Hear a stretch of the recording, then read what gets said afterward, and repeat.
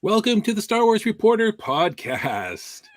Hey, I love that tune. Just so you know, I thought maybe we should have mixed in some little Christmas bells for it, but I love that intro. You Very know what? catchy It, tune. it kind of gives me a Maroons kind of feel, or I mean, you would be the expert. I wouldn't. It just kind of sounds kind of punky to me. So, It's definitely a punky sound. That's probably why I like it so much. yeah, exactly.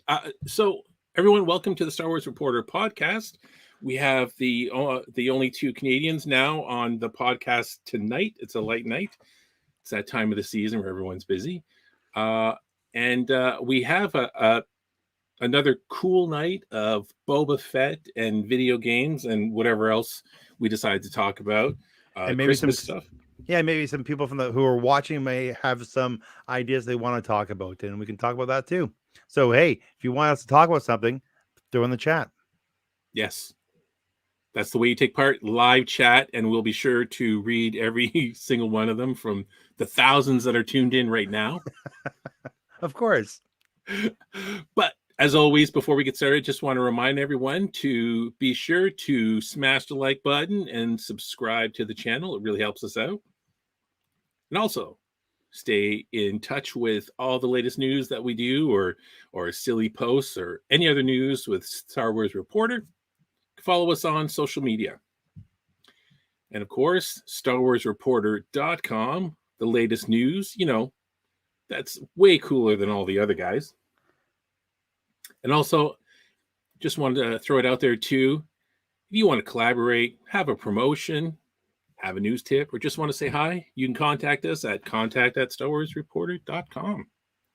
And C3PO and Grogu are actually responding. So You got them on the payroll, do you? well, payroll is a term I wouldn't use. You just can't see the ankle locks on them. So it's always good to have help. And what a great opportunity for people to contact you and us. Many different options, whatever their platform might be, their choice of getting the message out there. What a great Friday there, Steve. Good job. it is wonderful, isn't it? It's a digital era, right? Everything's possible. The fact that just look at this 10 years ago, for people who don't know, me and Steve were good friends. We met at the age of 5 years old.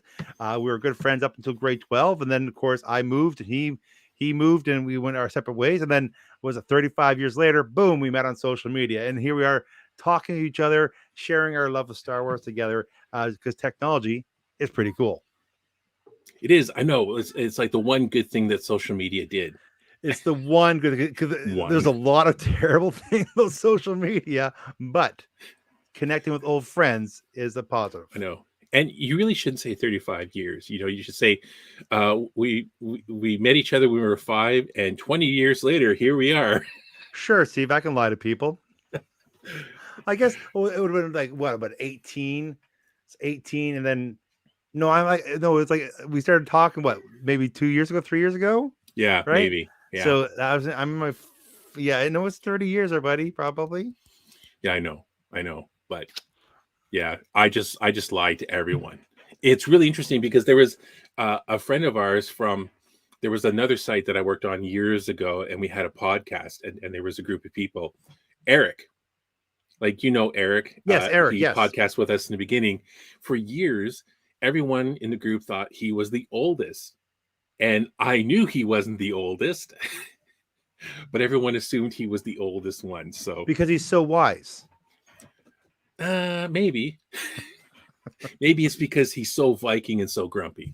Maybe. But I must commend you. Look at your beard. You have some gray, but not very much. Your hair, like me, I'm just all salt and pepper now. That's all there is. I feel old when I look at the camera.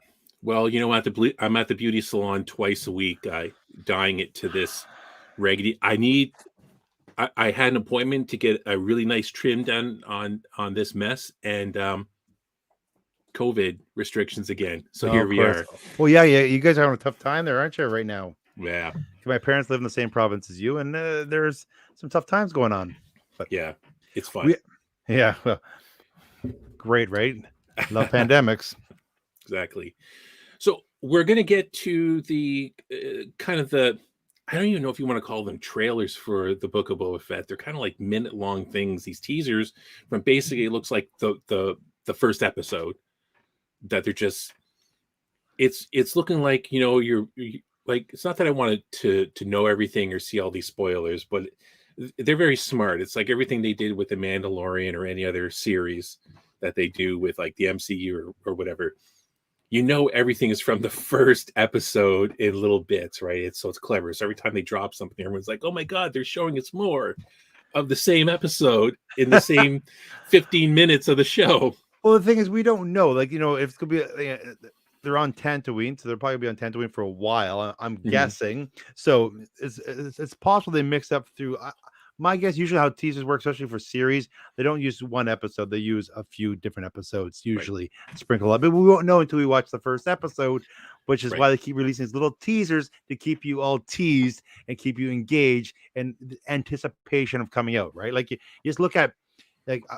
You know, I'm going to throw, you know, Disney owns Marvel, and Marvel has a big movie coming out this week, right? Maybe you've heard of Spider-Man, No Way Home. Like, if you watch them, it's bleeding everywhere. It's in hockey. I was watching Hockey Night in Canada the weekend, and during the commercial, they have these little spider things in between the commercials, just hinting at it. It was like they're going. You see what the Matrix doing, and so you're seeing how Star Wars is doing the same thing for Disney Plus, and just, you know, they're just getting all the information out there.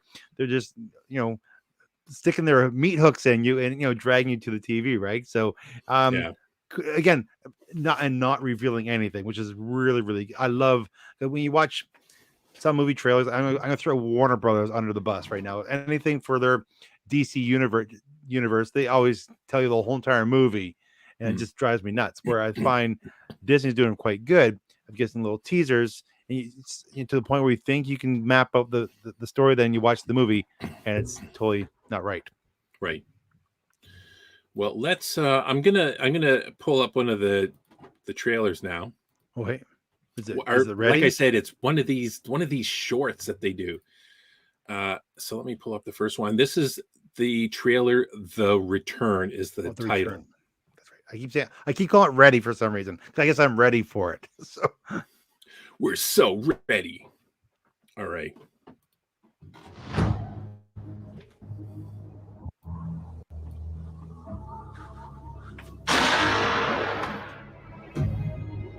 See, I like how he's creeping up here.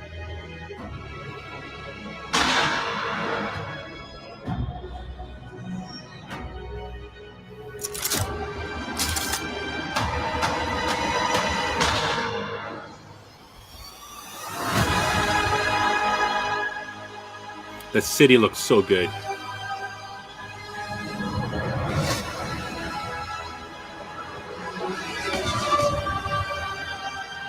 Spray fire or fire spray. Left for dead on the sands of Tatooine. The Pitroids. That's awesome. I am Boba Fett. So there's a couple, like there's a lot of little teasers in there too. Like it just really hit home, right? Like, you know, the one I know you said, I think you put it up on our messaging over the week. The one where they're looking down through the pit, it looks like to the Rancor pit, right? Yeah. So they have a similar shot from Return of the Jedi where they're looking up through the cage, right? Right. Just yeah, so many little things. Like in the beginning here, it looks like he's scoping out the place. So maybe that's like a flashback scene, maybe possibly, right? Because that looks like what we saw of him before he got his armor back in The Mandalorian. Yeah, right? so him maybe skulking around the desert. And maybe he's just scoping it out, like, you know, waiting for his chance to pounce. That's what it looks like to me. Yeah. That's I thought that looked really good. And the other thing, and I think I was talking about this before we went live, this part here. Left for dead. That someone had pointed out looks like Toshi Station. And I wonder if this will come up, but this right here, Toshi Station, someone pointed this out. Right? Oh. So the top is Toshi Station from the deleted scene from A New Hope, right? Look at So that. it's the same door, the same shelves. Oh yeah, look at that. Doesn't that look good? Yeah. And what I was even thinking, where if you look at the couple, like I was just kind of thinking, is this? I'll just look at this couple here. Left. Look at this couple here. Now, what I want to do is I want to. Do I have it up here? Deleted scene from Toshi Station. Let me share that. Could definitely, it looks like that's like maybe a flashback too, because he has a staff over the shadow. You can clearly see the shadow of the staff over his shoulder. So here's the deleted scene from Toshi Station, and I'm wondering if this is the same couple where he says, "Hey, you two," I forget what he says here. Look at the doorway. Come on, shape it up, you guys. Those two. Hang on a sec.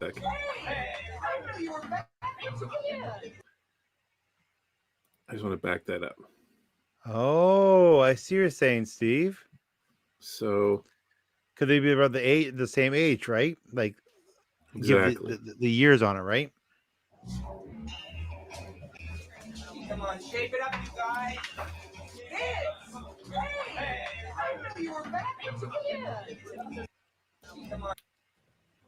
Sorry. So check it out. These two right here. Come on, shape it up, you guys. The two making out. Yeah. Yeah, right there. Come on, shape it up. Possibly. You know what I mean? Like it Yeah. just looked really interesting to me. Because Favreau and Filoni are great for the nostalgia part, like showing the familiar, bringing something in or someone in, i.e. Luke Skywalker.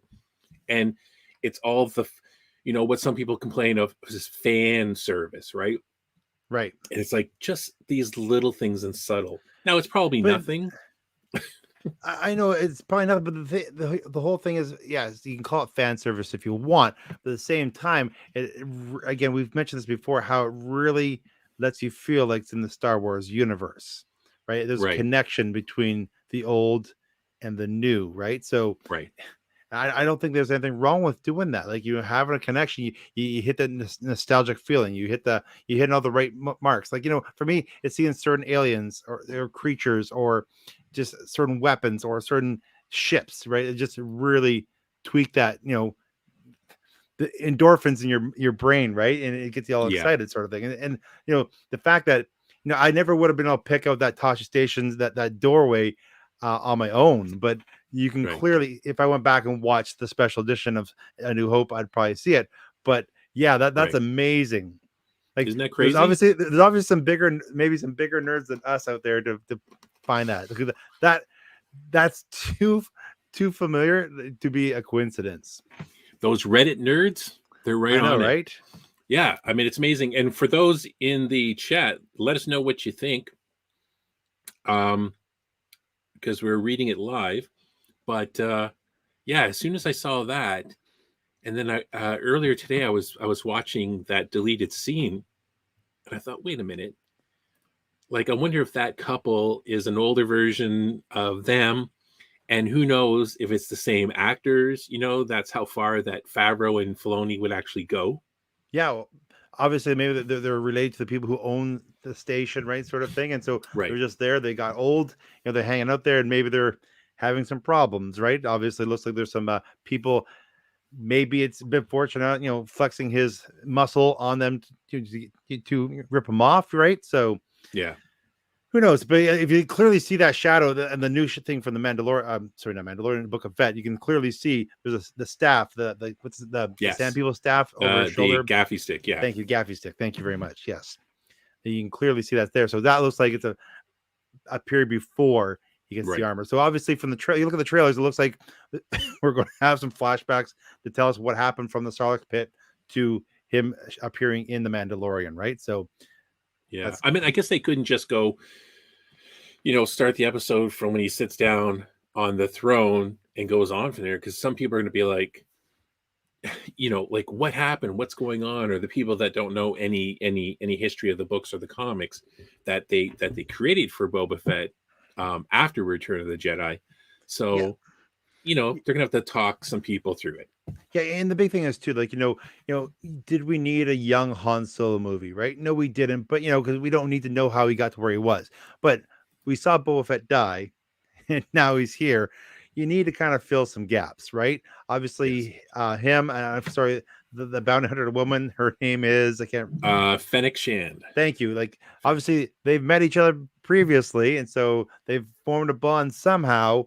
So that story has to be told, right? So because right now we don't know that story for the Mandalorian. They showed up in the episode 3 of season 2, or can't remember what it was, the Rodriguez one, where they're there and doing all the awesome gunfight, right? So a blaster fight. So there's got to be a story that connects people to what happened, sort of thing. And again, looking forward to it. I've always been a big, huge Boba Fett fan, right?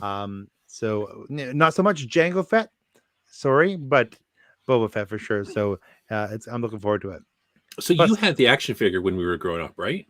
Yes. Did you do the mail-in the proof of purchases for that? No, I did not. The only proof of purchase character I got was the Emperor. Oh. And I also got I got a G.I. Joe figure too that way. Right. I got Duke that way. And that's cool. Yeah, so they're the only two I know that I got the mail out for. I'm pretty sure Boba Fett I got when they eventually released it. Right. Okay. Yeah, because they eventually did. I just know that was the big thing. And what a cool and evil thing to do to kids, right? Proof of purchase to get a certain action figure. Especially back then, right? Like it wasn't Amazon Prime back then, right? Like, you would have to get all your little UPC codes, right? You get them all, cut them out off the box, and then you put them in an envelope. You write your little thing, you lick the stamp, sit in the envelope, and then mail it off. It'd take like a couple months, I think. It's a different kind of mail that we had to do back then, right? A different kind of mail, even looking up things like now we could say, I wonder where in blank that I need to do. You just look it up on Google. But how would we look stuff up, right? Like the phone book, like how would you do that? So you would see a commercial on TV and you would try to write it down as fast as you can as a kid or whatever. You might have to see that commercial a couple of times. Or comic books. Yes, or comic books. Or if you got an action figure, to have a little thing on the back that have the details for it, right? That's how I got. I'm pretty sure that's how I got the Emperor from one of the character. It had have 5 UPC codes and get this free Emperor character. But yeah, back then the comic books were the big thing to get ads out there for toys back in the day, right? TV, cartoons. That's what cartoons are for. Cartoons are just commercials for the action figures, right? Like, and they were the best, right? Well, they were the best days. Absolutely, right? Absolutely. Smurfs, you name it. Everything had to have a toy line or it wasn't a show. Yeah. That's right. That's the good old days of selling to children on Saturday morning. Loved it. Yeah. Except for Star Wars, because Star Wars really didn't have that, right? Until really after Return of the Jedi. And then that's what they brought, I guess to keep it, because the Ewok show came up after Return of the Jedi. Droids came out after Return of the Jedi. So they needed to have something to churn that wheel, right? To keep the interest in the franchise, right? Buy some toys. There was like comics too, right? There was that long-running Marvel comic. I think that they just ended a couple of years ago, didn't they? Yeah. When we did our comic book special that one night, I brought all of them down. But yes, they started back on New Hope, and it went for quite some time. Marvel had the rights to it. Really cool. So here, let me just get this other, and I hate even saying that it's a trailer because they're so short, but they're teasers. They're doing they're teasers. So that was the Return, or was that Ready? That was the Return. The first one you showed was the Return. Okay, right. There is one that's called Ready, right? Yeah. And okay. That's right now. No, that's return. Okay, so Jabba ruled with fear. I intend to rule with respect.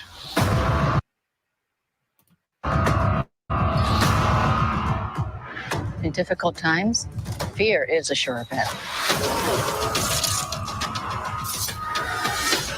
These are just the first wave. They're going to war. Then we will be ready. The Book of Boba Fett, original series streaming December 29th. I ruled with fear. so I intend to rule. see this part here. This is what I was thinking.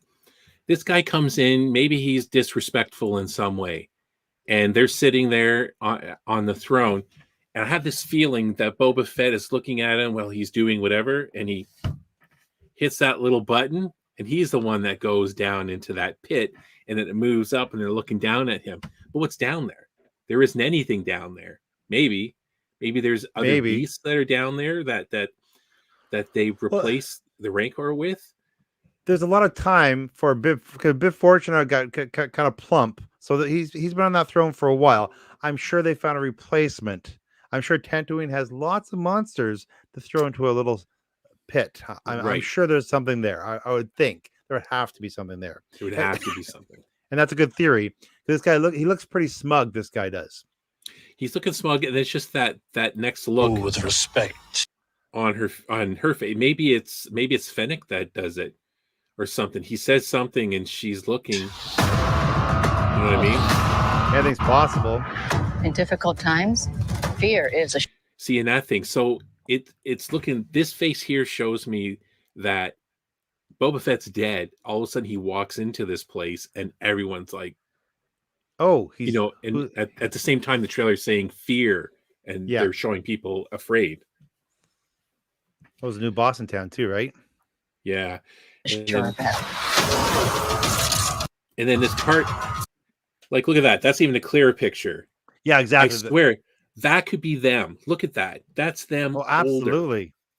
You know, and knowing them, they probably got the exact same actors too, right? Exactly. And sorry, comment from Jeremy, who's joined us in the chat. Love that the chimes are still hanging in the doorway to Jabba's lair. Yeah. Again, the whole thing is what, as Jeremy's saying, like, you know, and we were talking about this a little bit earlier too, how the fact that they keep hitting, as you kind of said before, fan service sort of thing, right? Like, you know, the fact that it feels familiar to you, you see it sort of thing. And you remember when Princess Leia's in her Bosch outfit, right? She comes through and she hits the chimes and she tries to stop them, right? It just little things like that really just hit that memory kind of recall sort of thing, right? So, right. But these people right here, like, okay, if I'm wrong, fine, but that would be cool if that was them, because they even looked, at least him. I have to pull up the other scene, but it looks like he's almost wearing the same thing. I'm with it, and quite frankly, it looks like it's the shot where he walks in the doorway. The doorway has light behind him, therefore it's casting a shadow, right? So, you know what I'm saying? So it looks like that's the entranceway to this shot right there. I think you're onto something, Steve. It makes total sense to me. And cinematically, when you're looking at that shot when he walks in the doorway of Toshi Station, that doorway, and you see this, to me, that's lining up pretty solid. I think you're onto something, buddy. I think you're onto something. I was thinking that's very, very cool. If that's what they did, another, you know, salute, another bow to Filoni and Favreau, because that's just amazing. These are just the first. And then I love the kind of like it's not going to be easy for Boba Fett, right? He just doesn't appear, kill Bib, get on the throne, and that's that, right? There's going to be a struggle now for who's going to be the boss, and it just seems like we're going to see a lot of this here. Be a power grab. I'm sure there would be a huge power grab, right? Everyone wants that throne. Very, very, very mafia like from the Godfather films. I know people have said that. Wait, they're going to war. Then we will be ready. And did you see this thing on over on the right side of the screen? It's almost like he's sleeping in that pod. Huh. Or is he coming out? Like, is this him coming out of, this is like that like the Bacta tank that he's in. Like we might be wrong about because we said if the Sand People find him, they don't have Bacta tanks in their tents or whatever, right? Right. Someone gets him at some point, and it seems is that the technology on this side? I mean, I don't know. That's a solid thought, though, Steve. Solid thought. But, I don't know. I think once he's in power and he has a suit, I don't think he's going to need that treatment anymore. I think that's probably a flashback scene back in the day before he got his armor. I think he's right as this trailer is called Ready. I think he's ready to go. Oh yeah, that's right. Well, looks like Jeremy thought you're onto something, Steve. Nice work. I know. You're like the Sherlock Holmes of the group, buddy. The nerdy Sherlock Holmes. I don't know if that's a good thing. Absolutely. So I like how they're bringing parkour to Star Wars. It's always good to have people jump across buildings. It's always that kind of stunt work is so good cinematically. Like you watch the running through the buildings. Yeah, I'm gonna throw 6 Underground, Ryan Reynolds movie. If you haven't seen 6 Underground, it's a Michael Bay film. You have to see it. There's an amazing parkour opening sequence with these guys running across these buildings, and is Italy or France or something. It was just amazing. So bringing that kind of stuff to Star Wars, I'm okay with that. Yeah, love it. That's a good comment here. What if being in the Sarlacc made him terminally ill and he needs the pod to stay alive since he is technically a clone? That's a good theory. It's like medical thing, right? Like Michael Jackson had one, Boba Fett has one. I'm going to say he's fine. Once he got out, he's healed. He's got the scars. I think he's fine, but I could be totally wrong. It could be repairing him, and then he'll be fine afterwards. Could be. Or maybe he's going to sustain damage throughout the episodes too. Right. He's not a young spring chicken anymore. Maybe he's a little rusty. Well, though he took care of those stormtroopers pretty good.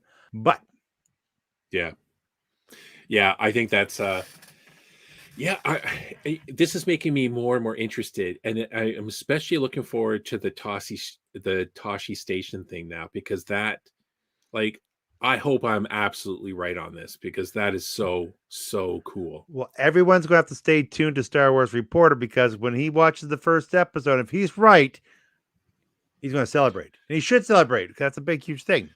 I'll just be really, really smug for about 5 minutes and then move on from that.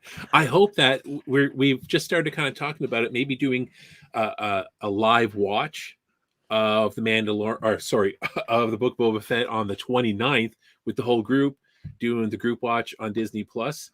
I mean, we can't show it on the screen, but if everyone tunes in, we kind of start it all at the same time, and maybe that's the thing we're throwing around, because I'd love to watch this live with you guys. It'd be great if we're all in the same room, but it'd be the next best thing if we could do that. But I'm gonna bring up a question here. Maybe Jeremy wants to jump in too. So we have the Book of Fett coming out. We all know that Mandalorian is into production for season 3. We know that Obi-Wan we'll see the daylight soon. Ish, we think, right? And there's Andor coming out. Like, of all of them, Obi-Wan, I'm pretty excited about. I would say Obi-Wan's up there. I'd say Book of Fett's number 2, and then season 3 of Mandalorian. Like, that's my excitement meter. My gauging what I'm anticipating the most. And I don't know why I'm so excited about Obi-Wan, but I am. Right. Because as you know, the prequels were not my favorite, but I've gained a greater appreciation for just having Ian McGregor come back in the role. It's got me pretty juiced up. I just want to see what's going to happen, and of course with Hayden Christensen scheduled to be in the episodes too, I'm looking forward to it. But Book of Fett with Robert Rodriguez at the helm, sort of thing, that's got me really excited. So yeah, I mean, if people, there was there was so much coming in now all at once for Star Wars. And, now I'm not even sure, like Obi-Wan might be the big winner, but right now, man, it's everything is the Book of Boba Fett. So Yeah, but what are you excited about? Like your anticipation thing. Like that's what I'm saying. Like I know what's coming out. And what might be better. I'm not talking what's gonna be better. I'm talking for my anticipation, for Anticipation, yeah. excitement. Like you know what I'm saying? Like yeah, I'm looking forward to the fact that they're going to flesh out on the screen Boba Fett and give him more depth than someone who was on screen for like 6 minutes or whatever it was. 6 or 8 minutes. Yeah. 6 or 8 minutes. You know what I mean? And I know there's books and the comics and the whole bit, right? And then It's not the same. Mandalorian works. It's not the same when you're looking for on screen and what they can do with him. The missed opportunities for 30 plus years. That's what I'm looking forward to. And I think that the characters deserved it, especially for all the hype. What some people call, hype for what he's getting. It's such an interesting character that kind of spawned an interesting group of people, right? The Mandalorians, which are, have really become my favorite. It's just such an interesting, and they're interesting characters. The Obi-Wan Kenobi series, I think the biggest part I'm just interested in is how they bring in Hayden Christensen. And I'm excited for that maybe second. And if it still happens, the Andor, I'm still looking forward to, especially if they can do almost non-PG-13, that would be wonderful, because Andor is not a nice guy. You know what I mean? No, exactly. Well, he's a spy and he has to do what has to be done, right? Right. Oh, you want to share that Jeremy has some comments in here? Go the one before that, Steve, if you can, or the two before that. Actually, he was saying that he was talking about exciting what he's looking forward to. So, yeah, go ahead, read that one, Todd. Basically, he's saying Obi's his favorite character. He thought Alec Guinness was an old sage and a teacher, but he knocked it out of the park. And he wants to have more of that story, right? So and then later on he says that Mando and the Book of Fett are tied for him, and then Andor is his least anticipated one he's looking forward to. I think that some of the rumors and stuff that I've been reading about, it almost seems like that maybe Boba Fett and Mando will connect at some point, maybe in like season 3 of The Mandalorian. There'll be something. Which, if that's true, if I read that right, it's going to give away the fact that maybe everything's going to be okay with Boba Fett by the end of the season. Well, I'm going to say it won't be season. It's going to be a cinematic event, is what I think. It's going to they'll make a movie. Like it just you got to think you got Mandalorian with some good steam. You have Book of Fett, which will hopefully be generating some good popularity. You have. Quite frankly, we could also throw in. We have the Bad Batch characters, sort of thing, right? So all these characters are coming. Yeah, like they have Ahsoka. We have all these characters. We're all kind of in the same timeline, right? Right. Like, and you have they introduced the big bad guy Thrawn. Yes. No. Yeah. Right. Thrawn. So you got to think like that could be building up to an epic Avengers Endgame, Infinity War type of Star Wars film, which hasn't been done before. So they're what I think Star Wars is doing, what Filoni and Favreau is doing, is they're doing what Marvel did with cinematic movies, but they're using Disney Plus as their platform to create the interest and introduce everybody to the characters quickly. In succession, build backstories so you get attached to the characters, and then the little teasers. Oh, look, they were crossing over. That's what I love. I know you said before we went on live, you're not into the superhero, you're losing that steam. But for me, it's the interaction, the crossovers, how the characters are all intertwining with all the other characters. I just find amazing, and so I think that's what they're trying to do for Star Wars, and they're doing it, I think, quite well. Right. And, maybe they'll bring their experience from how they did the crossover, bringing all the superhero movies together, right, in the MCU. How they had their individual, and it all kind of came together to an end somewhat. And there's a common person involved in both. Favreau, right? Favreau, Right. So he's still in the Marvel universe He's still too, there. right? So he's got his finger in the pudding, and and I'm sure he's telling the Paul Feige lots. That there's a lot of good mentorship there going there. They got a winning strategy that's Yeah. doing very, very well, and there's no reason why they can't bring that strategy to Star Wars, and that's what I think they're really doing. So that way they have the best of both worlds. They have their Disney Plus, they have their series, and then because the cinematic films have been dropping off in popularity, it's been critically smashed the last couple, right? So this is an opportunity to right the ship and start printing money again, right? So it's it's true. So it's all on Jon Favreau's head. Right? I find that funny. But again, right now they're not screwing up. They're doing a very, very good job. Yeah. And that's it. There's so much more. Like I forgot too. There's the Bad Batch season 2. There's Ahsoka. And then there's the other it's kind of, I don't know if this is the Acolyte. I don't know if that's gonna kind of come in, because I think that's kind of outside of Favreau and Filoni's their universe that they're kind of doing, and then the canceled or not canceled Rogue Squadron. Yep. Patty Jenkins. That's Patty kind of. Well, I don't think they're gonna. I don't think they're gonna survive that one. I hear Taika Waititi is still going ahead with his film. He actually said, there's a quote I read that said that he's going, like his script's going to, I think he said, ruin Star Wars. But his approach to the storytelling, obviously he would have a definitely unique vision and how he would tell the story, right? So but again, if he's doing a movie, I'd be very interested to see what he's going to do. I think he's an amazing storyteller. I don't know if you watch on Disney Plus, he's also in charge, executive producer of a show called Reservation Dogs, and it is so good. Okay, no, so I good. Haven't seen that. Yeah, he's got his hands all over that. He's executive producer for that show that he got off the ground too. It's very, very good. It's put out by Stars, but because Disney Plus has took over 20th Century Fox, which got them Stars. But if you look at Reservation Dogs, you haven't seen it. It's so good. Very, very funny. Very, very entertaining. Great storytelling. Great characters. Basically, it's about these group of teenagers who live on a reservation. And they're trying to get off it, sort of thing, right? Or just going through the struggles of being on a reservation. But it's very, very well done. Right.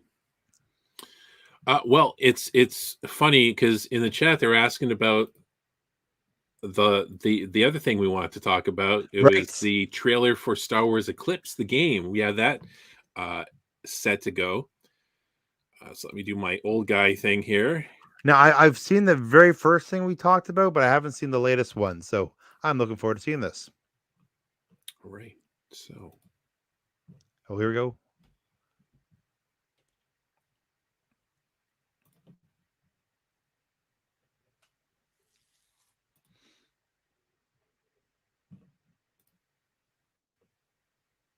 Oh, hang on. Technology, right?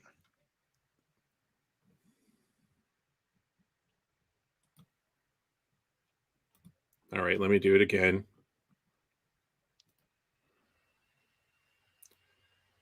It's kind of a lag here on me. Here we go.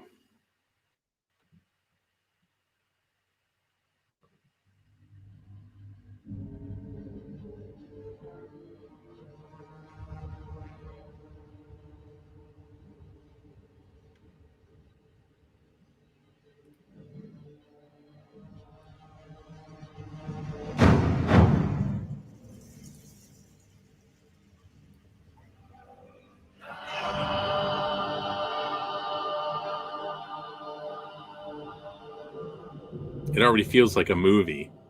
Yeah, it does.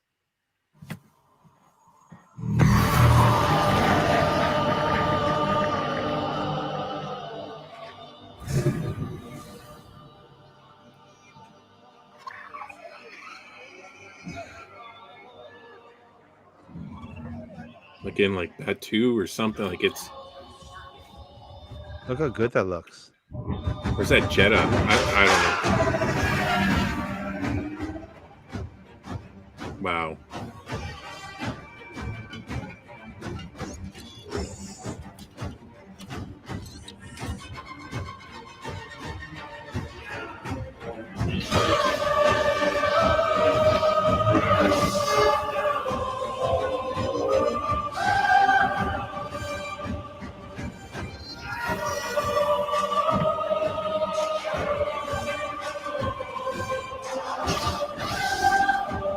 Oh, that's cool.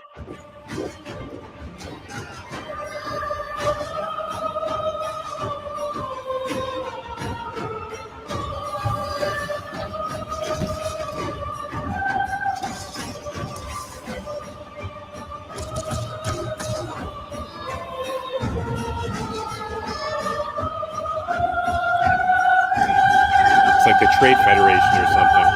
Yeah. This reminds me of like, was it the Japanese drummers? Yeah, absolutely. Oh, look how good that looks, Steve. It's so. He looks so sad. Oh, this is why he's sad. They're like his alarm clock.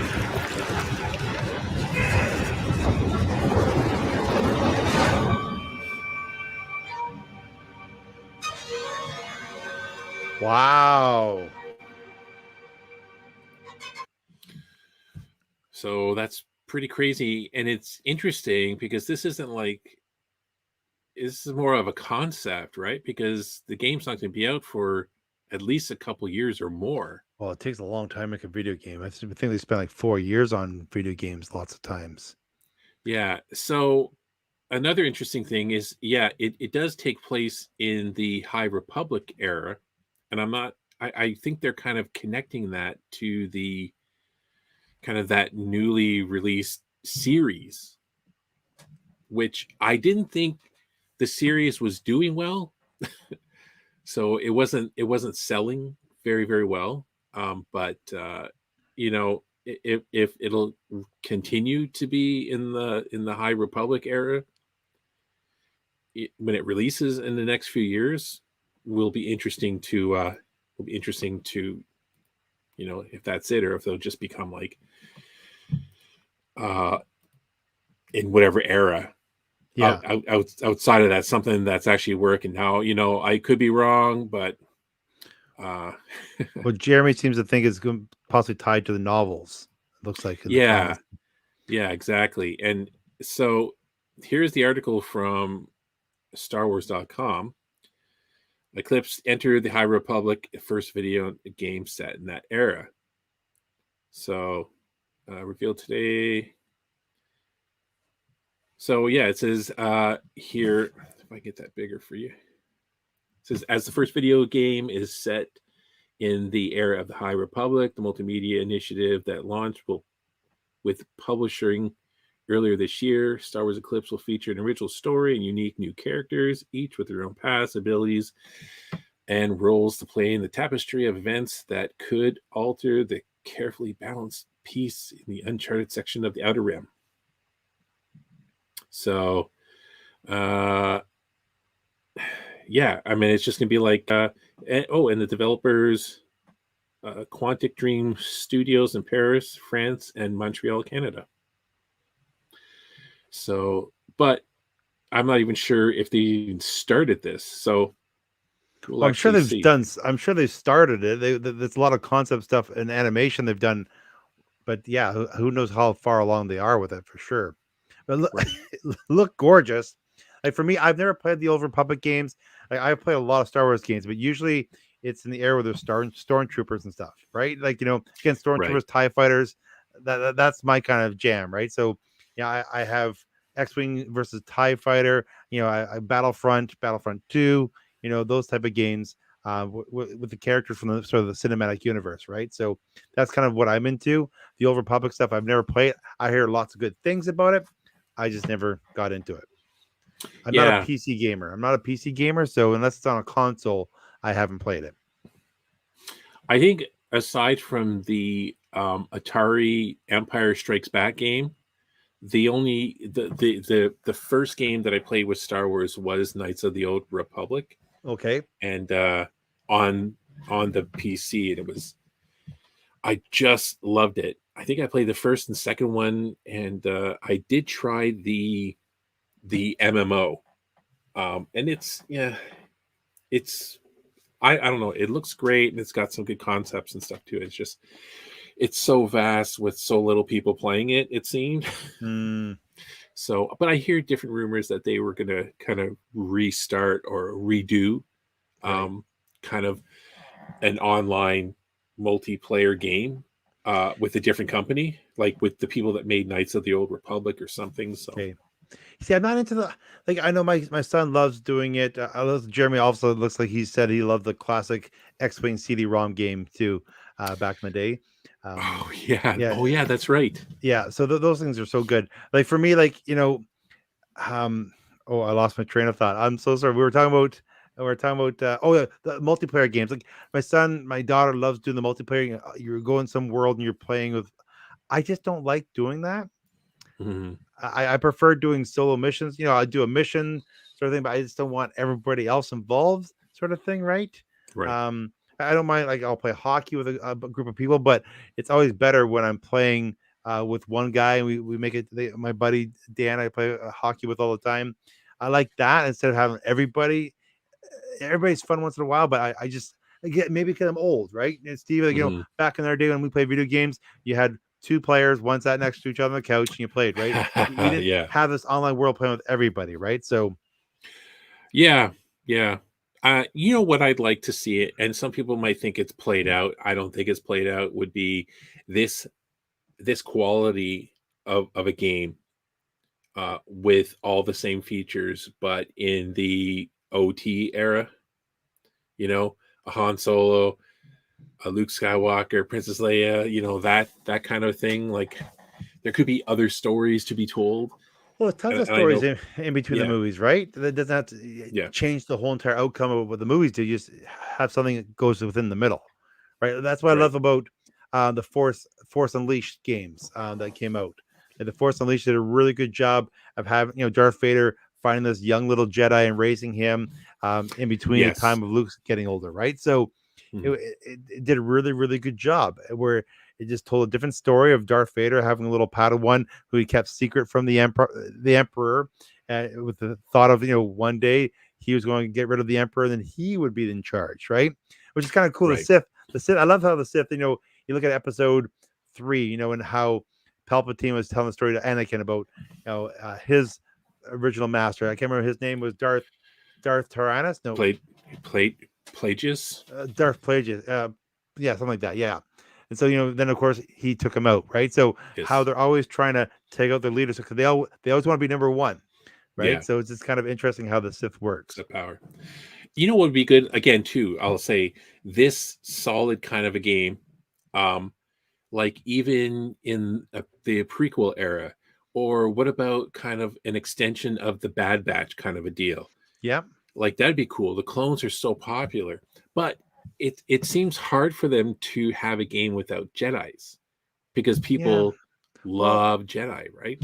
I don't know if Battlefront's very little about Jedi's. Right.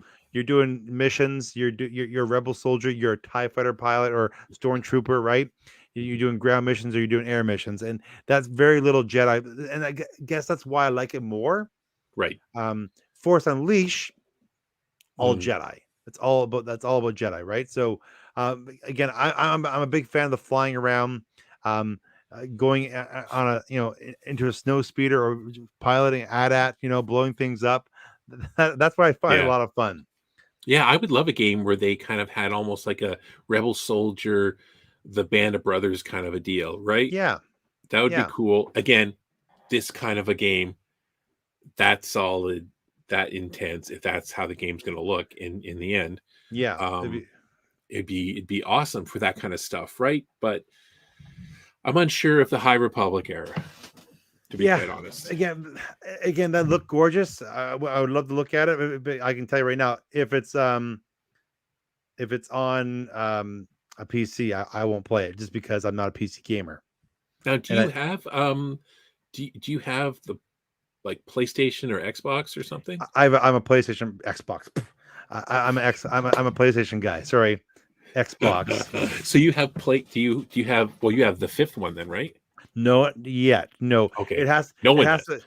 Well, I play hockey online with some people that spent thousands of dollars. You just can't get one. You have to Ridiculous. buy off somebody who's got it already. So they spent thousands of dollars on it. Now they're getting one with it's all hard drive based. It doesn't have a CD-ROM in it, sort of thing. Yeah. Where I'll wait till it comes down. They'll mark it down that you can get it at every store. I usually wait till they have that second release where it's like cheaper. It's a scam. They have more than enough probably somewhere in a warehouse. They probably and do. it's just like a but scalper's paradise. yeah, it's got to come down to like the $500 range before I get one. I know. I can't justify. I can't say, hey, honey, look, I just spent $1,500 or whatever on a video game system. Yeah, no, exactly, right. Well, here's the situation. If PS decided not to release the latest hockey game for PS4, I would probably have a PS5 because that's how addicted I am to the hockey game. I have to play it. It's the only thing I have to play, and I've been playing the hockey game since 1993. Right. Started on Super Nintendo, and then it's progressed to a PC in 95, and then when PlayStation 3 came out, I moved from PC to console. But yeah, I've been playing that game religiously since 1993, every single year. Wow.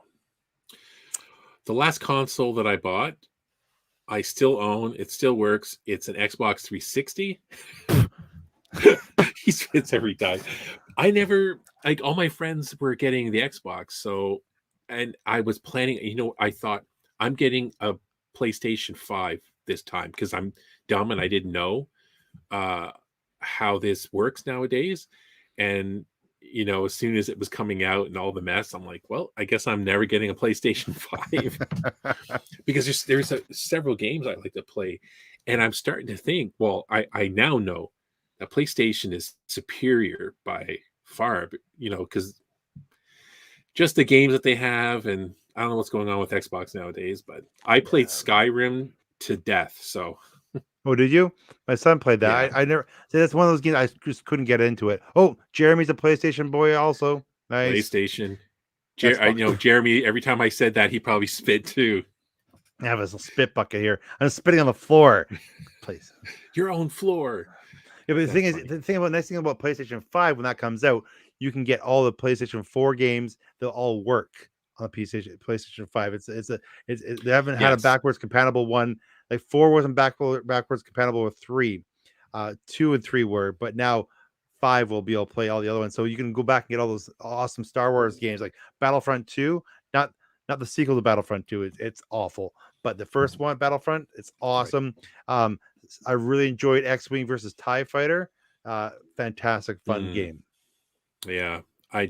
Because I started off video games on a computer, so when the consoles came out, I just wasn't getting it, but I got used to it, and I'm waiting for the PlayStation 5 thing not to be mental, and that, because I just, even if I could, I just wouldn't justify it to myself bringing a $1,000 to $2,000 console home to play 2 or 3 games.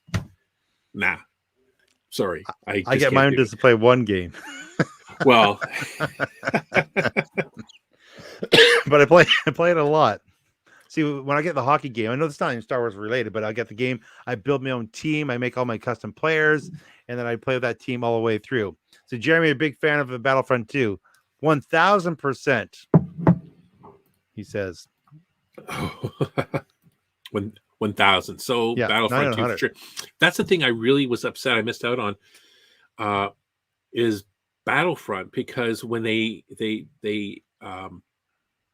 made Ewoks a playable thing, I was so disappointed. I just wanted to play an Ewok. I never played the one for PS4. Doesn't you don't play with Ewoks. You don't play as an Ewok. You are an Endor. But my thing, like every vehicle you can pilot. That's like, so there's an AT-AT. You can jump in the AT-AT. It's so cool. I was thinking, am I thinking of the same game? Because they had a mod that, like, kind of a map that they had. So half the people were Ewoks and half were stormtroopers. It was supposed to be at the end of Return of the Jedi, and the stormtroopers are trying to make it to an escape shuttle. And as it's funny because as stormtroopers are killed, the stormtroopers become new Ewoks.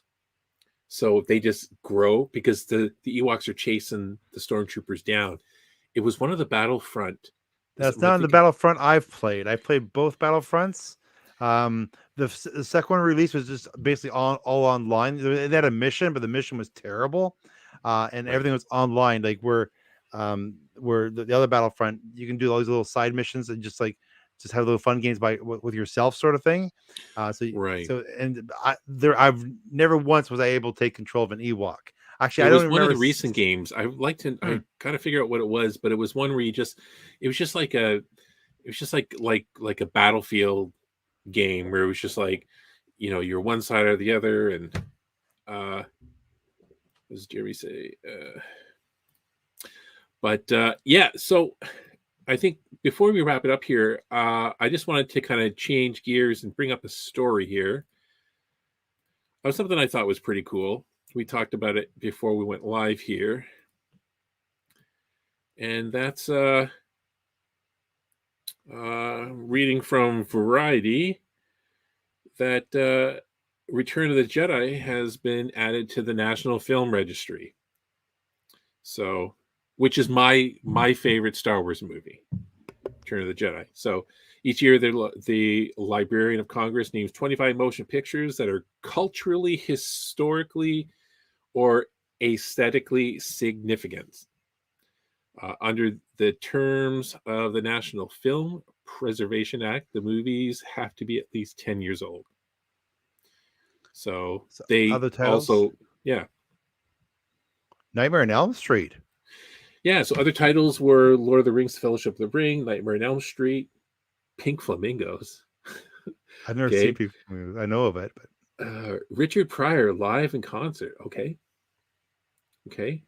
Cooley High and Sounder. Never heard of those two. Wow. So it just congratulations to Return of the Jedi. Yeah. Well deserved. So yeah. Very, very cool. So just wanted to point that out. I love how Darth Vader and Emperor just posed for the picture. I know. It's like, don't you remember that from the movie? When they just stood there and talked like in a soap opera, with people behind. That's so funny. But yeah, so final word, Boba Fett, Book of Boba Fett looks really, really promising. So and that's the 28th or 29th? The 29th. 29th. Oh. Big day, big day. I know. So we'll see if we'll do that the group viewing and stream it live. And yeah, it'd be great if we could do that. And if not, we'll review it at some point. Absolutely. Sounds good. Sounds fantastic. Yeah. So thanks everyone for tuning in. Be sure to, like I said, hit the like button, share, and subscribe.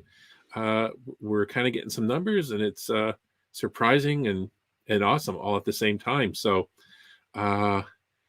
it's kind of giving us that good feeling. This good feeling, which fundamentally Star Wars should deliver a good feeling, an uplifting feeling in you and your family, your kids, whatever. Hey, what a way to end. Well, I just want to say, Steve, thank you very much for including me in these podcasts. I really enjoyed my time with you and Jason and Jen and Adam when they're able to join us. It's been a great year discussing something that I love and just a big part of my life growing up, and just so nice to have this opportunity to share with you. And I wish you and your family the very best. Merry Christmas and Happy New Year, and all the viewers and people who've participated over the year. Same to you guys. Merry Christmas and Happy New Year. That's great. Well, doing the podcast wouldn't be the same without you. It's like we're playing Star Wars action figures again. We're just way, way, way older. So way older. Yeah, so yeah, it's too bad the rest of the gang couldn't make it tonight, but I meant to show this earlier before we go off. Wikipedia had this this post on Twitter where they said, let's do something different tonight. Do you run a Star Wars podcast or have a favorite one? Drop in the comment below with a brief description. Adam, Darth Slobo himself, made a comment that they actually liked. And he worded this really well of what we are. Star Wars Reporter podcast and blog has a stellar band of galactic scoundrels that discuss movies, shows, toys, news, rumors, theories, and fan events. So it's very, very cool. He made it sound very intelligent. He did. You know, I think we're just one step away from fart jokes on this channel. So yeah. So I look forward to it. Everyone watching, like Jeremy, Merry Christmas and thanks for tuning in all these times and listen to us weirdos talk about Star Wars. Absolutely. The Book of Fett, 29th, 28th. I forgot. 29th. All right, guys. Thanks a lot. We'll see you next time.